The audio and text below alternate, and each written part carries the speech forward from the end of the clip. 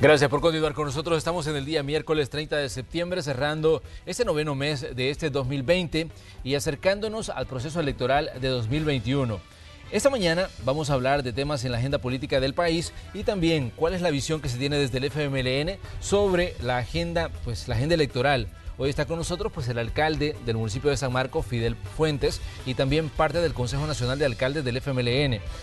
¿Qué temas, por ejemplo, han llamado mucho la atención en estos días? Se ha escrito y se ha dicho mucho sobre los archivos del Mozote, lo que pasó en en un destacamento militar, las declaraciones que daba el presidente, han formado parte, de un punto de discusión, del que se han sacado muchos elementos. También, ¿qué otros temas están en la agenda? Lo que pasa con el FODES y las alcaldías. Todo esto lo vamos a abordar hoy en el espacio de la entrevista, comenzando poniendo algunos hechos en contexto.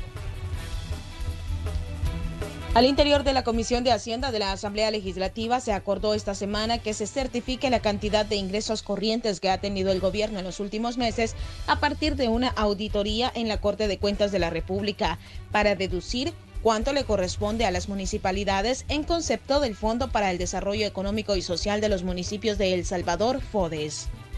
Además, pedirán que certifique el ingreso de los fondos del préstamo de $250 millones del BID y del cual se destinaron 75 millones para las alcaldías. La Corporación de Municipalidades de la República de El Salvador recurrió a la Comisión de Hacienda porque las alcaldías siguen sin recibir los 75 millones de dólares que son parte del fondo de emergencia y los más de 100 millones de dólares que les corresponden por el FODES. Este ya casi suma el cuarto mes sin ser pagado.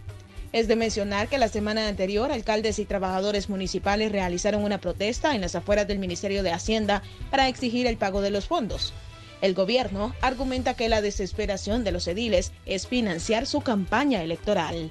Esta mañana analizaremos este tema y conoceremos más sobre la situación de las alcaldías con el edil de San Marcos, Fidel Fuentes. Bienvenidos a la entrevista de Hechos AM.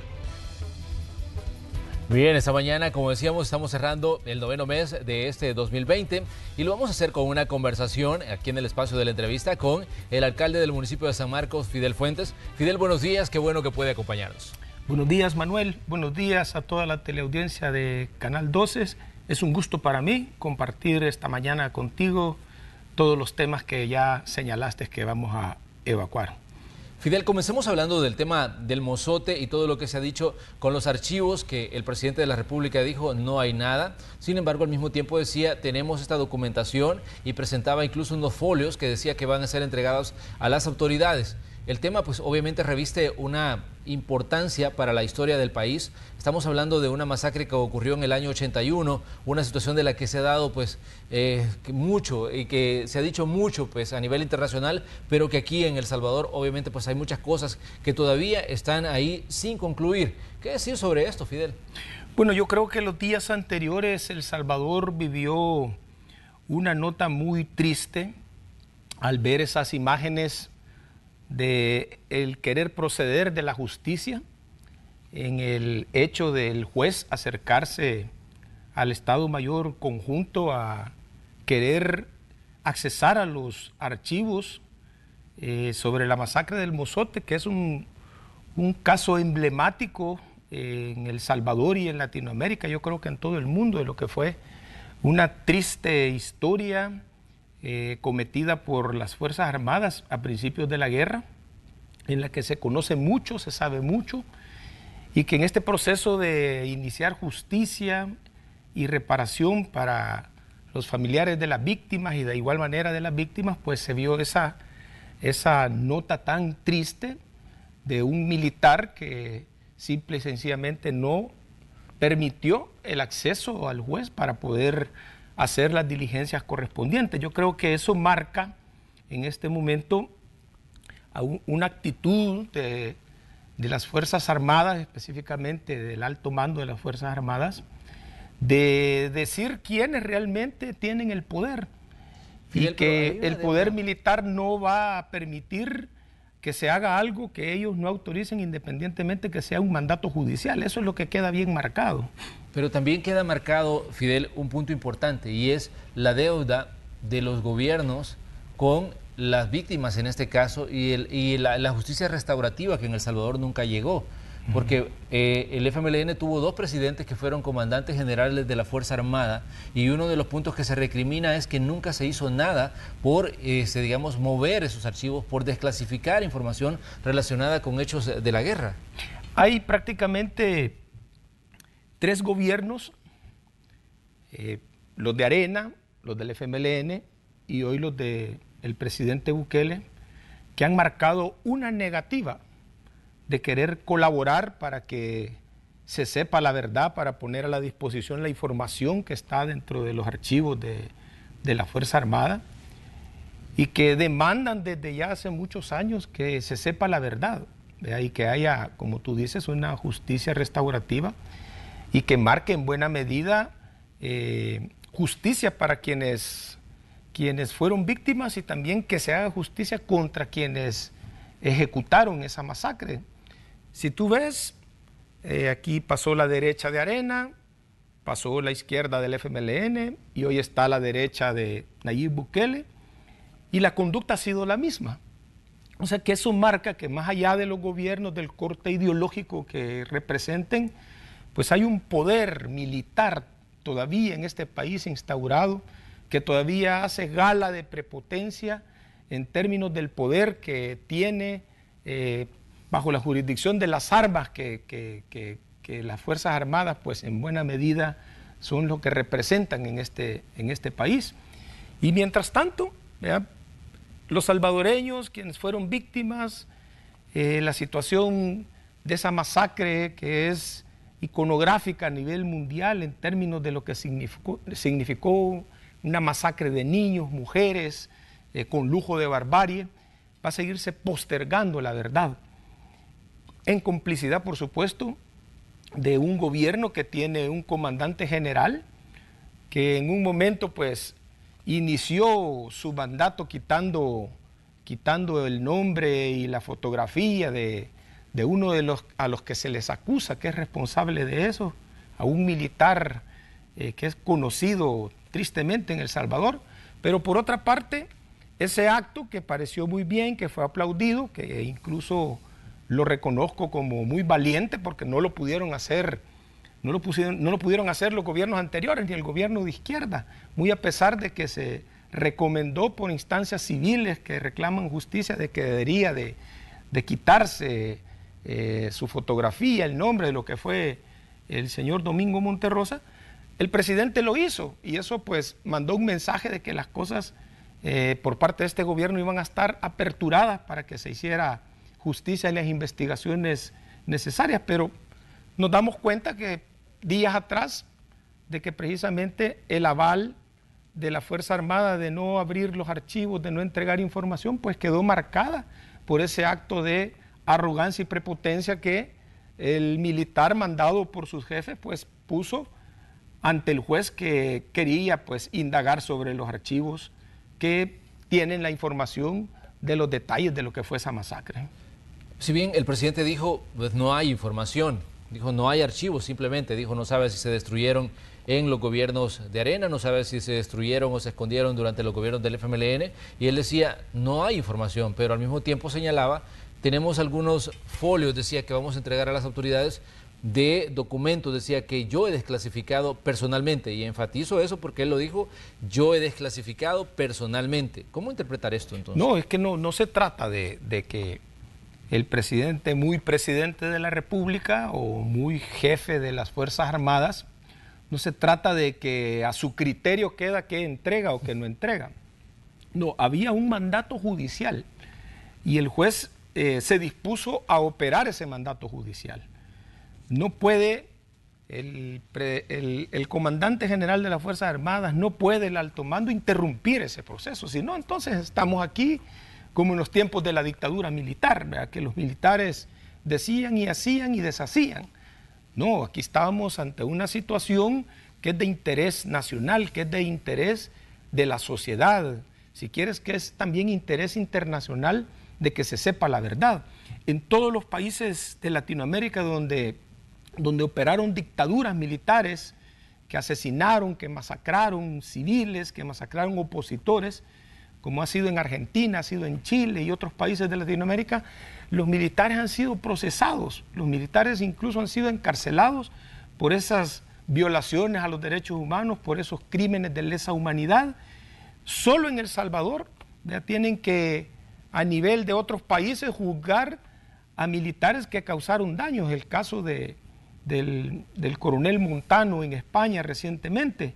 Entonces, no es que el presidente debe decir aquí, tengo lo que yo considero que se debe. No, ese día se debió permitir que el juez investigara y determinara si habían o no habían y qué tipo de información él es el que encontraba, a qué información él accesaba para continuar con el proceso. Yo creo que el presidente, con todo el respeto, ha cometido un error y es el error que han cometido los anteriores gobiernos. O sea que se plantea un gobierno en términos de derechos humanos, en términos de justicia restaurativa por las masacres, un gobierno más de lo mismo, ¿vea? Igual que como hizo caso omiso el gobierno de izquierda representado por Salvador Sánchez Serén, lo mismo hizo Arena y lo mismo se marca ahorita. No hay espacio para que la justicia continúe en este país haciendo investigaciones que permitan llegar a la verdad y procesar a los responsables, que de seguro muchos todavía están en vida. El Instituto de Derechos Humanos de la UCA decía de que se pudo haber cometido un delito al desaparecer, al destruir, al esconder esos archivos relacionados con un hecho tan violento en la historia de El Salvador, un hecho tan doloroso en la historia de El Salvador, y que quizás es importante que las nuevas generaciones conozcan esa situación que ocurrió, porque obviamente ese es un país que se desangró durante una década. Mucha gente todavía lamenta hoy la pérdida de sus familiares, otros todavía no saben dónde están sus restos, unas situaciones que todavía, digamos, duelen mucho aquí en este país, Fidel, y que obviamente pues la UCA decía, miren, se pudo haber cometido un delito a la hora de esconder o destruir, no sabemos en qué administración fue, pero es una situación que amerita una investigación. Decía pues en este caso la UCA cuando pues solicitaba que se investigue este hecho de estos documentos. Sí, la UCA tiene toda la razón. De hecho, creo yo que han dado un paso en términos de los procesos para que la Fiscalía investigue que cómo es posible que se ha perdido información o se ha manipulado información, que sabemos de que no es primera vez en casos así como el del Mozote, sino también hubo manipulación de la información para la investigación de los jesuitas, aun cuando había presión internacional de los Estados Unidos para que se supiera la verdad. Hoy es evidente y se señala también a responsables de haber destruido archivos y registros que eran claves e importantes para poder llegar a la verdad. En el caso de los jesuitas fue así. Hoy la masacre del Mozote marca lo mismo. O sea que 40 años después de una masacre en este país se continúa encubriendo y fortaleciendo la impunidad de quienes cometieron esos delitos atroces, esos delitos de lesa humanidad a civiles, a niños, a ancianos, a mujeres.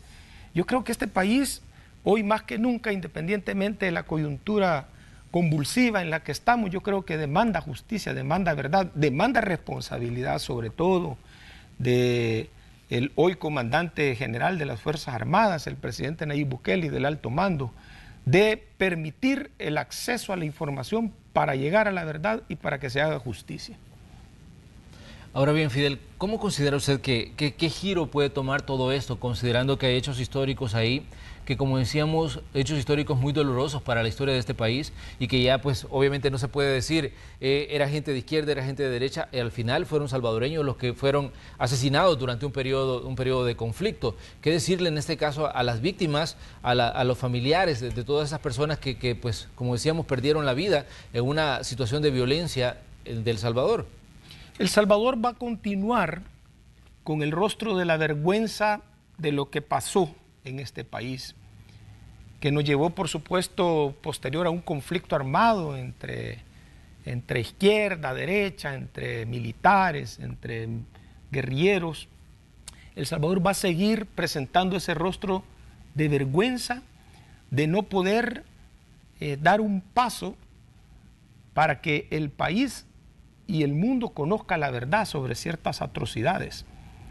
Y lo que es peor, con la complicidad y el encubrimiento del gobierno de turno. Eso es lo que ha quedado marcado y lo que se ha ratificado, como vuelvo a decir, de ya la conducta de lo que fueron los gobiernos de Arena y penosamente también de lo que fue la conducta del FMLN en el poder, ¿verdad? Porque el arribo de la izquierda pudo haber permitido en buena medida de que esa deuda que la derecha venía encubriendo, de la que se había hecho cómplice de saber la verdad, la izquierda estaba moralmente, no por venganza, no por vendetta ni nada por el estilo, sino por obligación moral ante el país, ante los organismos internacionales que también demandan este tipo de justicia. Entonces, vamos a seguir con más de lo mismo.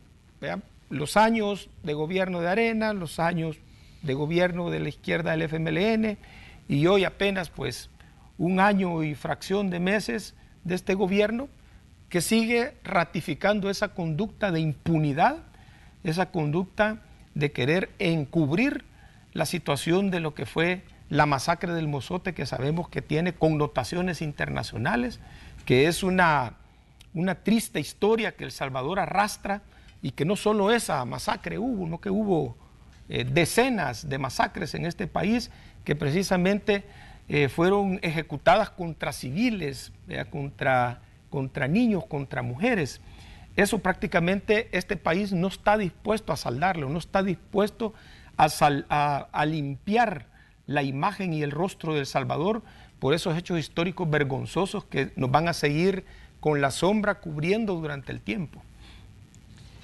Ahora bien, Fidel, ¿considera usted que partidos políticos que han sido parte de la historia de este país tienen que hacer un mea culpa por esa deuda que tienen con, en este caso, con las víctimas de la guerra, con los familiares? Claro que sí, yo creo que si no damos ese paso, las instancias políticas partidarias y sobre todo quienes tuvieron un nivel de involucramiento, que fueron parte de los hechos de aquello que dañó a El Salvador, de aquello que causó daños irreversibles en las familias de El Salvador, creo yo que deben precisamente de pedir perdón, deben precisamente contribuir desde las posiciones políticas y de poder que hoy tienen, trabajar para que esto se pueda lograr, para que la justicia pueda operar en nuestro país después de tantos años. Pero como tú bien sabes, la situación no ha sido así.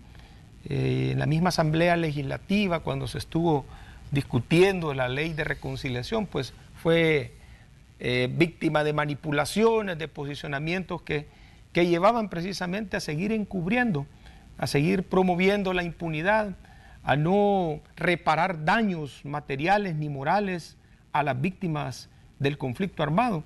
Y esa pues ha sido una conducta prácticamente de la mayoría de los partidos políticos que no han querido colaborar ni han querido dar ese paso importante en función de poder salvar la imagen de El Salvador y poder estos hechos históricos vergonzosos, poderlos despejar, ¿verdad?, de ese oscurantismo en el que han estado y que no permiten precisamente poder conocer la verdad y poder conocer a los responsables, no como un acto de venganza, sino como un acto que permita sentar un precedente en El Salvador de que estas cosas no se le deben de permitir a nadie en el futuro que las realice.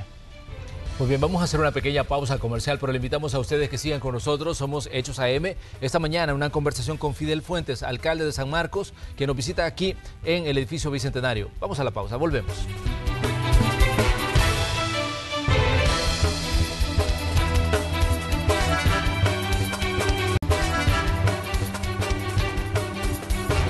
Mañana de miércoles 30 de septiembre de 2020, esta mañana en el espacio de la entrevista conversamos con el alcalde de San Marcos, Fidel Fuentes. Hay elementos que van a tener pues mucho auge este día a nivel informativo, como por ejemplo, este es el último día para que el presidente de la República, el Ejecutivo, envíe a la Asamblea Legislativa el proyecto de presupuesto general de la Nación 2021. es decir, el plan de gastos con el que va a funcionar pues, el gobierno durante pues, el próximo año. También, otro punto importante en la agenda informativa, se tiene previsto que hoy el Tribunal Supremo Electoral convoque a elecciones. Recordemos que el proceso electoral está programado para el 28 de febrero y este día se hará la convocatoria a eso de las 12 del mediodía y también con una retransmisión que va a tener lugar pues, de ese mensaje a las 8 de la noche. Esto forma parte de las agendas informativas. Ya que estamos hablando de fondos y de presupuestos, hay todavía, digamos, una disputa, un choque entre el Ejecutivo y el Legislativo con el tema fondos. En medio están las alcaldías que siguen sin percibir los fondos FODES, es decir, la parte del presupuesto general de la Nación que por ley se les transfiere todos los meses para que puedan invertir en proyectos, para que puedan funcionar. Fidel, ¿cómo ha visto usted este tema en el que se sigue discutiendo y por ahora no hay una salida? Incluso en la Asamblea Legislativa hay una amenaza de mandar a traer por apremio al actual ministro de Hacienda porque no ha comparecido y ha dicho que no lo va a hacer a las peticiones que le han hecho para que vaya y explique el tema fondos. Y esto es lo que nos da pues un panorama de que esta disputa va a continuar y que digamos, no hay un diálogo, no hay un acuerdo y que no lo va a haber digamos, en el tiempo de aquí a las próximas semanas.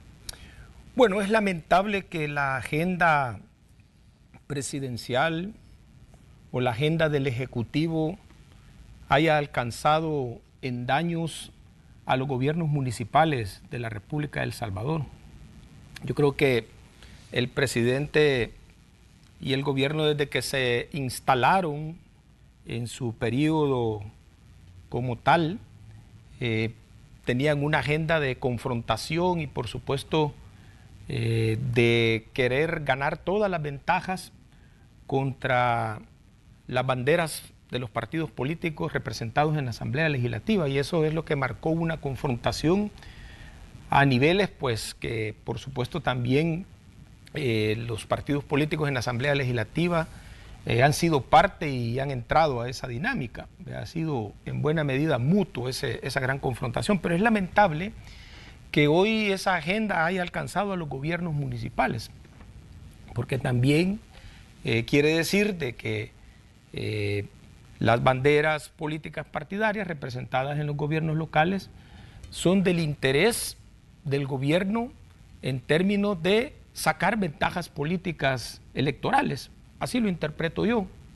Resulta de que hay un mandato de ley constitucional, artículo 207 de la Constitución de la República, que establece que deben de asignarse fondos a los gobiernos municipales, a los 262 municipios, y que debe haber y crearse una ley para ello, y es de eso donde deriva la ley del FODES, que paulatinamente en el tiempo ha ido designando porcentajes del Fondo de la Nación para los gobiernos municipales, un 25% para sus gastos operativos, un 75% para inversión social. Y es de esa manera como el decreto 74 de la Asamblea Legislativa, allá por 1988 en septiembre, establece el primer porcentaje bastante importante para los gobiernos municipales, que llegó a un 6%, y que paulatinamente algunos gobiernos, como fueron el de Saca, Mauricio Funes y Salvador Sánchez Serén, ha elevado esa asignación al 10%.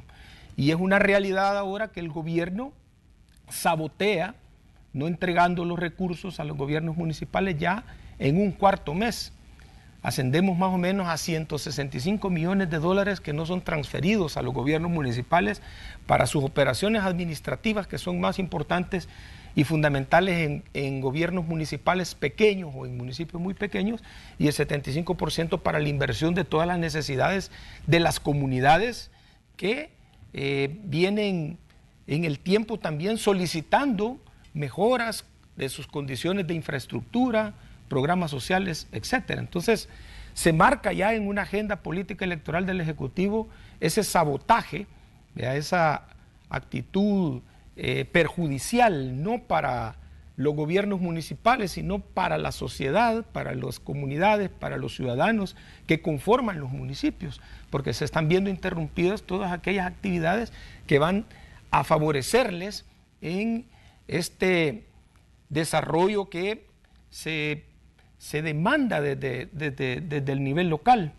En ese sentido, creo yo que es lamentable que se mantenga esa actitud empecinada de meter ya una agenda electoral a los gobiernos municipales, haciéndolo con algo tan fundamental como son la transferencia de los recursos, que ya tiene a muchas alcaldías en crisis. Hay municipios que sus salarios dependen del 25%, lo cual es legal poderlo hacer. El 25% se puede ocupar hasta un 50% de esos recursos para pagar planillas, para pagar dietas, para pagar todos aquellos servicios profesionales que el recurso humano requiere para el desarrollo local.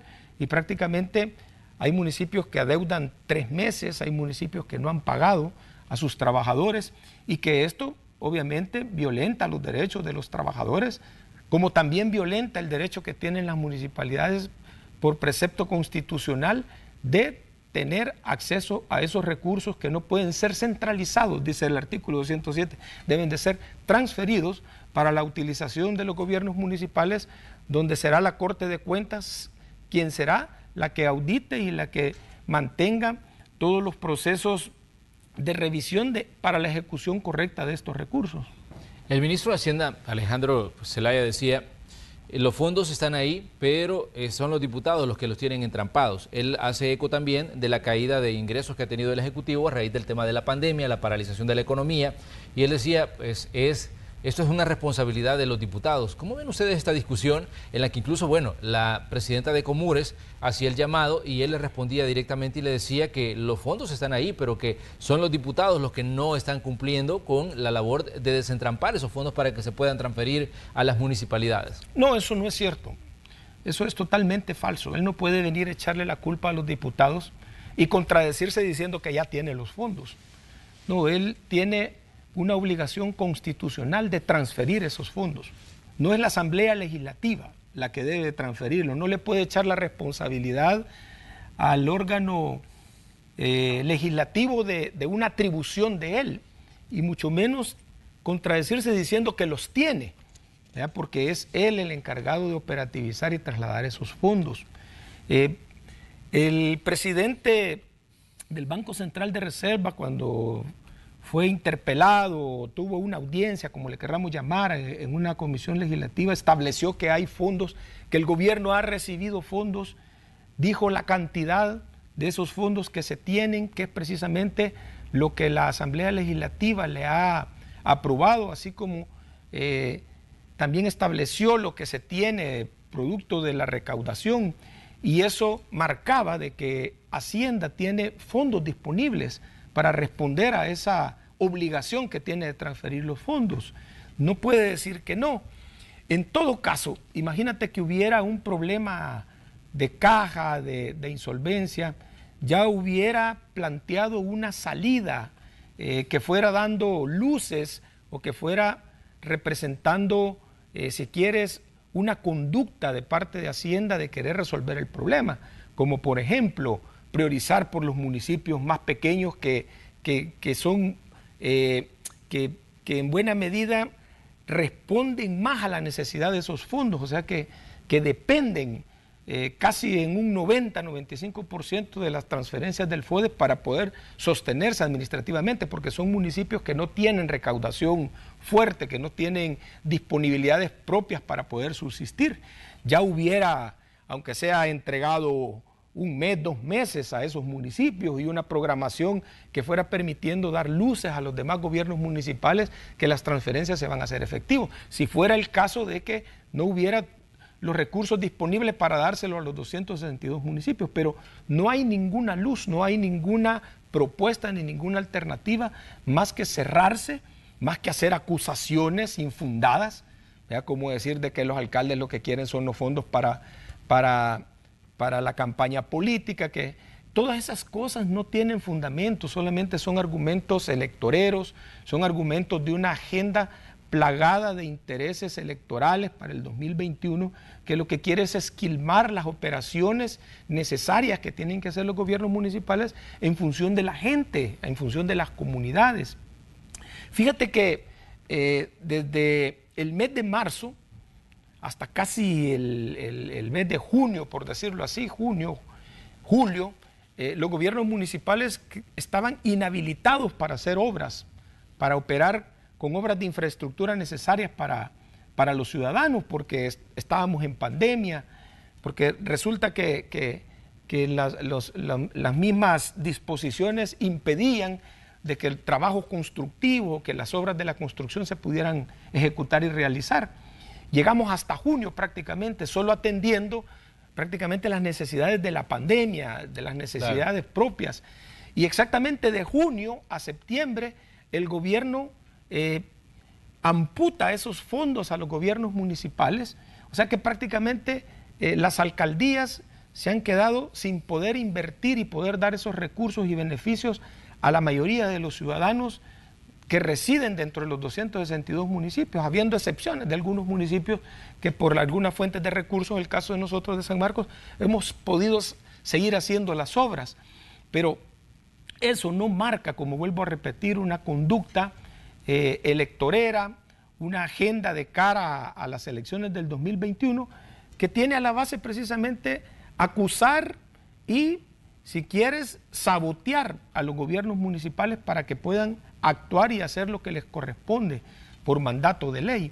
Así que en ese sentido, pues el señor ministro está haciendo un manejo equivocado políticamente de sus obligaciones, que valga decir, es necesario que la Fiscalía intervenga, es necesario, como tú ya lo dijiste, ese proceso de la Corte de Cuentas de auditar fondos y ver esas disponibilidades para observarle de que pase a cumplir lo que le corresponde al señor ministro. ¿Cómo ven ustedes, Fidel, el hecho de que, por ejemplo, Mario Ponce decía esta semana de que si el ministro de Hacienda no comparece para dar explicaciones de los fondos, lo pueden mandar a traer por apremio, decía. Y además decía, lo que sigue es un proceso de interpelación. ¿Cómo ven esta situación que obviamente va a crispar más las relaciones ejecutivo-legislativo? Yo creo que es correcto lo que está haciendo el señor presidente de la Asamblea Legislativa. Es correcto y está en el marco de sus atribuciones como Asamblea Legislativa. Lo que también debería hacer el señor fiscal de la República es actuar en contra de este funcionario que está cometiendo delitos al no cumplir con las obligaciones y los mandatos constitucionales que él debe de ejecutar.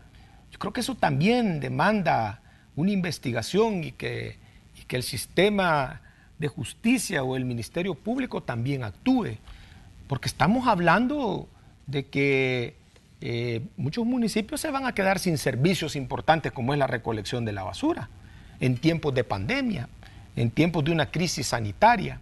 Debemos de saber que los sueldos de los trabajadores municipales, que valga decir, fueron empleados de primera línea, que tuvieron que estar al frente en todos estos meses de la misma situación de la emergencia, no han recibido su salario. Yo creo que se están cometiendo serias violaciones a los derechos de los trabajadores, serias violaciones de derechos humanos, y que eso pues demanda también del Ministerio Público que indague, haga las investigaciones y haga los procesos que sean necesarios ante funcionarios como un ministro que recibe órdenes y que se empecina precisamente en mantener una agenda electoral, en un capricho de no dar los recursos que nos corresponden por ley a los municipios, que no es una dádiva que tienen que entregar ellos, es una obligación. La Constitución lo dice. Este país es un país altamente centralizado en todo, y dentro de eso las recaudaciones de fiscales también están centralizadas. Por eso es que la Constitución demanda una ley para que se transfieran recursos, y hay una ley que dice el porcentaje que debe de transferirse, para que retorne a los ciudadanos todas sus contribuciones que hace a través del IVA, a través de la renta, a través de contribuciones especiales. La ley manda a retornar esos recursos para que se traduzcan a beneficios dentro de lo que son las localidades. Fidel, un tema de fondo nos lleva a otro tema que es importante en la agenda informativa de este día. Ya decía yo que para hoy está previsto que el Tribunal Supremo Electoral convoque a elecciones, las elecciones del 28 de febrero, que van a tener lugar pues, en El Salvador, y que van a llevar a los salvadoreños a escoger una nueva Asamblea Legislativa, a escoger 262 consejos municipales y también los diputados al Parlamento Centroamericano. La interrogante que surge para los partidos, en este caso como el FMLN, es qué está pasando con las preferencias de voto de los ciudadanos, porque la Universidad Francisco Gavidia presentaba recientemente una encuesta donde hablaba pues, de cómo está la situación digamos, de las preferencias electorales rumbo a este proceso que va a vivir El Salvador. Hablaban de que, por ejemplo, Nuevas Ideas tiene pues un 48% de intención de voto, mientras que en el caso de Arena un 4.3% y el FMLN aparece con un 3.3%. ¿Qué nos indica esto? ¿Se puede convertir Nuevas Ideas en una nueva aplanadora, en un proceso electoral que está, digamos, en el horizonte en estos días?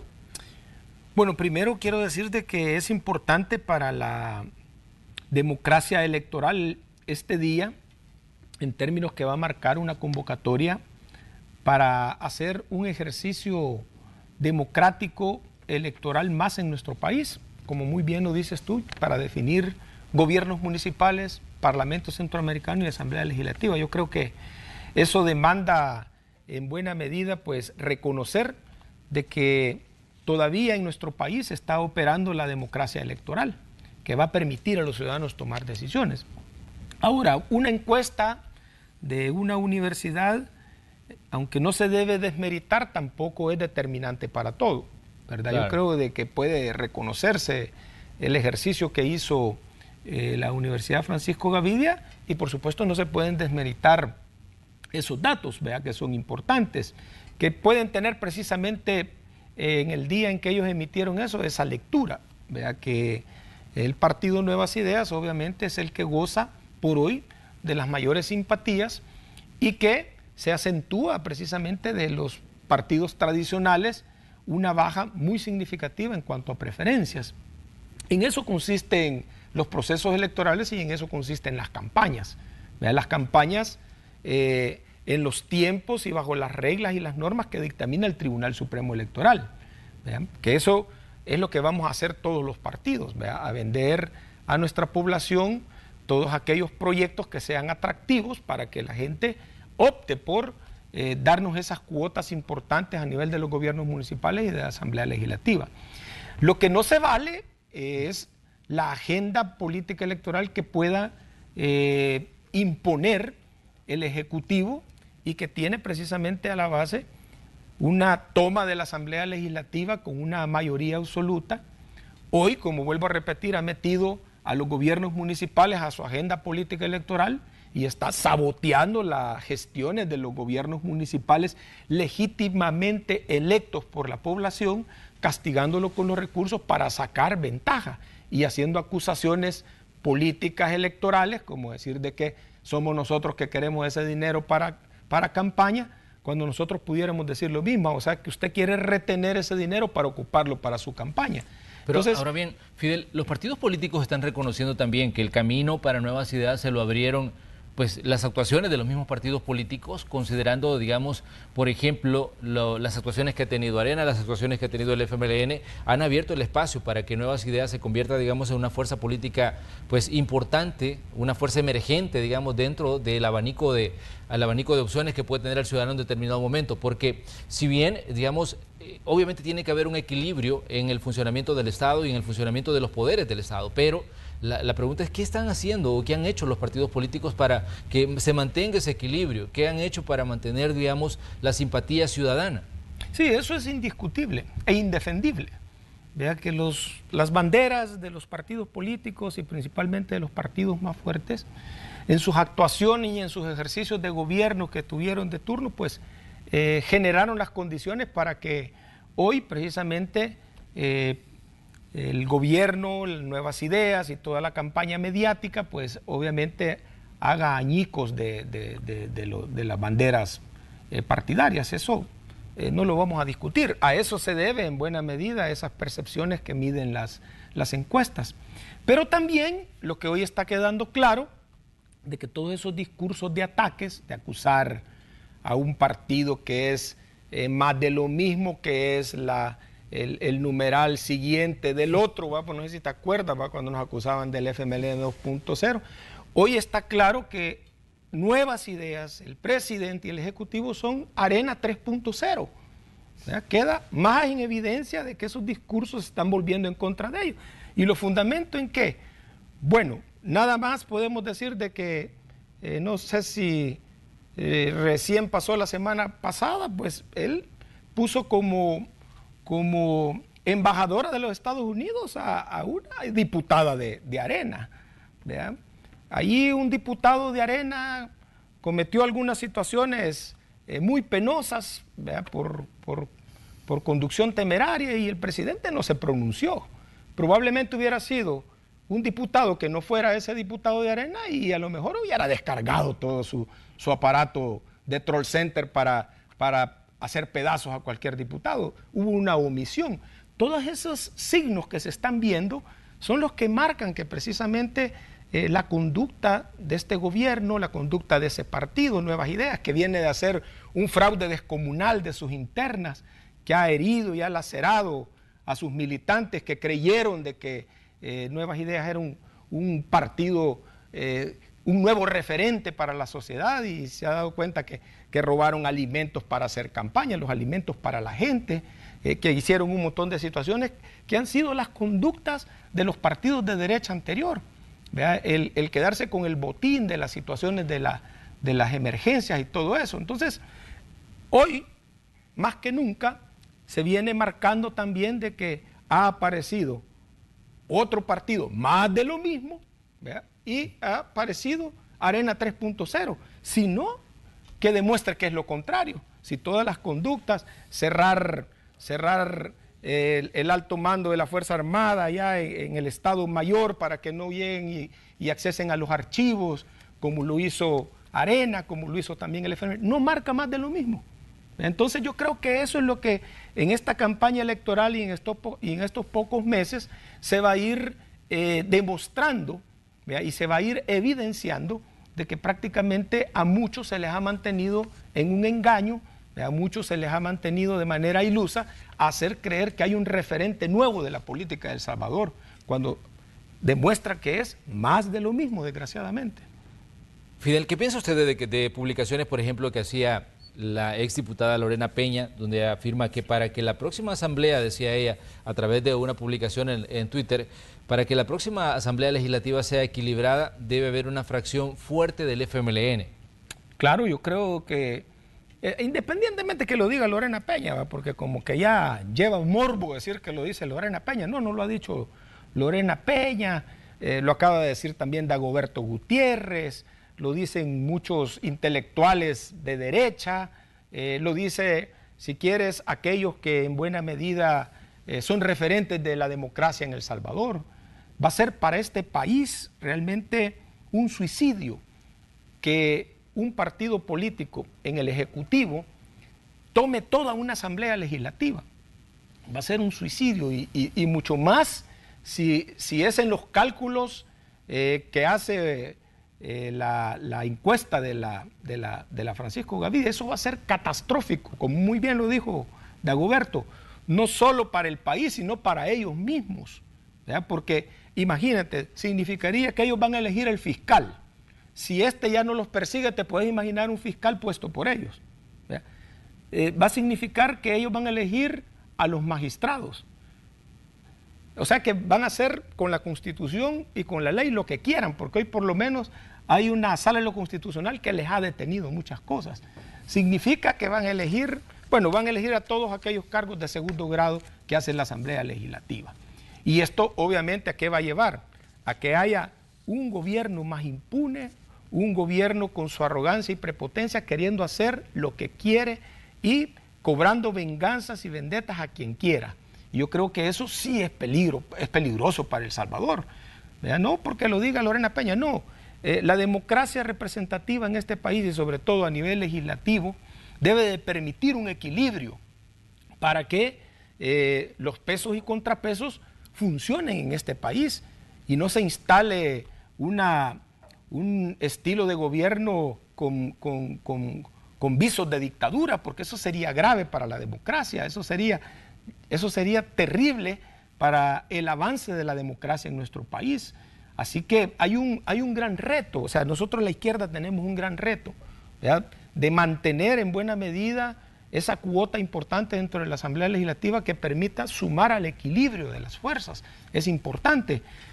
Personalmente considero de que de cara a las elecciones de febrero, a nivel legislativo el FMLN va a poder ir subiendo en cuanto a simpatías.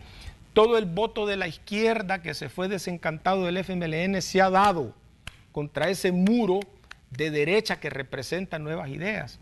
Y yo creo de que el voto de izquierda va a retornar en buena medida, no porque el FMLN sea bueno, porque merezca ya el voto de los ciudadanos, no, lo va a hacer a partir de que ese voto de izquierda ya no va a creer en ese partido de derecha que se lo llevó con cantos de sirena a hacerse del pensamiento progresista, de la actuación progresista. Ha quedado demostrado que no es así. Ha demostrado incluso ser más radical que la derecha de Arena.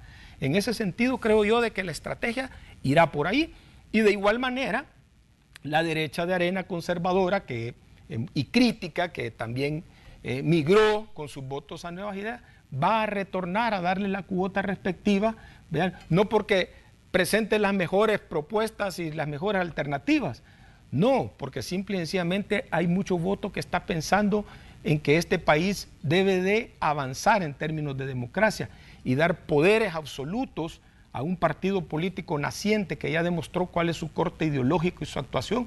Pues ya todo el mundo está reflexionando y va a reflexionar y va a concluir que eso es peligroso para El Salvador.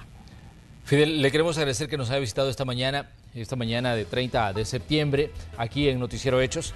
Todavía queda pues mucho que discutir, mucho que hablar de esto que va a ocurrir hoy, la convocatoria de elecciones. Sabemos que vienen pues la discusión de las propuestas, la discusión de todo lo que va a ocurrir durante este tramo que queda para llegar al 28 de febrero. Esperamos pues contar con usted para poder continuar hablando de estos temas y también de las coyunturas que vayan surgiendo a medida que vayamos avanzando al cierre de este año 2020. Gracias por estar aquí, Fidel Fuentes. Muchas gracias, Manuel, y por supuesto muchas gracias a toda la teleaudiencia. Que pasen un feliz día. Vamos a ir a una pausa comercial y cuando regresemos vamos a tener información del tráfico, también información del clima, información de los deportes y del entretenimiento. Recuerde que somos Hechos AM. Volvemos.